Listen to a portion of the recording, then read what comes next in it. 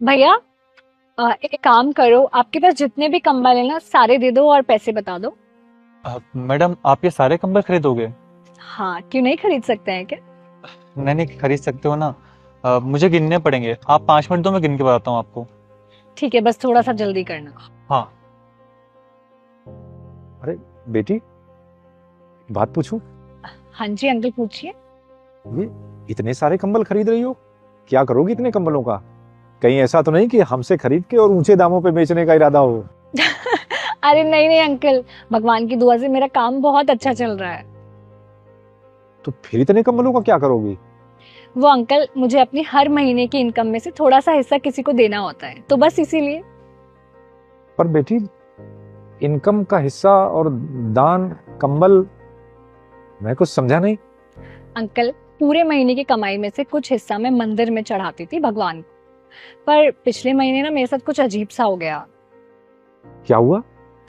पिछले महीने भी मैं हर महीने की तरह मंदिर में चढ़ावा चढ़ाकर वापस आ रही थी। तभी मुझे एक भिखारी मिला। उसने बोला कि मैडम बहुत भूख लगी है, कुछ खाने को चाहिए। तो मैंने उसे 100 रुपए दे दिए और मैं घर आ गई। और उसी रात मुझे सपना आया और सपने में भगवान जी आए। और उन्होंने मुझसे कहा कि बेटा, इस महीने का हिस्सा पूरे 100 रुपए मुझे मिल गए हैं। उसके बाद मुझे कुछ समझ नहीं आया। मैंने बहुत सोचा कि इतने महीनों से मैं भगवान जी का हिस्सा चढ़ाकर आती हूँ, आज तक वो मुझे कभी सपने में नहीं दिखे।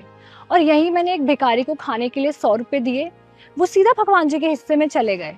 और तभी मुझे रियलाइज हुआ कि असली दान वो नहीं है जो हम मंदिर में चढ़ा के आते हैं। असली दान तो वो है जिससे हम किसी जरूरतमंद की हेल्प करते हैं। और आपको तो पता ही है ना, अब ठंड भी कितनी बढ़ गई है और रात को रोड पर कितने सारे लोग सोते हैं। तो इस बार इस महीने के हिस्से से मैं कंबल खरीद रही हूँ उन लोगों के लिए। बेटी, आप जैसे लोग ना दुनिया में बहुत कम हैं। और फिर ये बात भी सच है कि भगवान को हमारे चढ़ावे की कोई जरूरत नहीं। और फिर हम होते कौन है भगवान को कुछ देने वाले? उल्टा हमारे पास जो कुछ है सब खुद ही उन्हीं का दिया हुआ है। और भगवान को इसीलिए दीन दयाल भी कहा जाता है। सच्चा दान वही है जो जरूरतमंदों को दिया जाए। हाँ अंकल, बिल्कुल सही कहा आपने।